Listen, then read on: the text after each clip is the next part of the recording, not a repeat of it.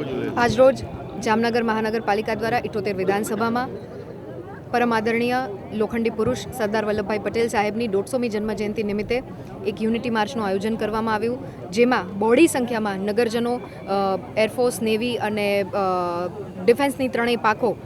થી સોલ્જર્સથી લઈ એનસીસીના કેડેટ તેમજ ચૂંટાયેલા જનપ્રતિનિધિ અને સાથે સાથે નગરજનો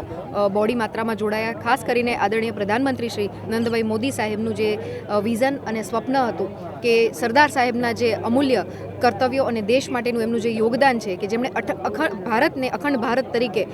સ્થાપિત કર્યું અને રજવાડાઓ 562 જેટલા રજવાડાઓને એકત્રીકરણ કરી અને આ દેશને અમૂલ્ય વારસો આપી અને જેમણે પોતાનું જીવન છે સંપૂર્ણ રીતે દેશ સેવામાં સમર્પિત કર્યું, ત્યારે એ વ્યક્તિ વિશેષની 150મી જન્મજયંતિ હોય, 150મી જન્મજયંતિ હોય ત્યારે એમને વધાવવા માટે, એમને શ્રદ્ધાંજલિ આપવા માટે અને દેશ માટેના એમના જેટલા કર્તવ્યો છે એ બિરદાવવા માટે થઈ અને આજે એક યુનિટી માર્ચનું આયોજન કરવામાં આવેલું હતું.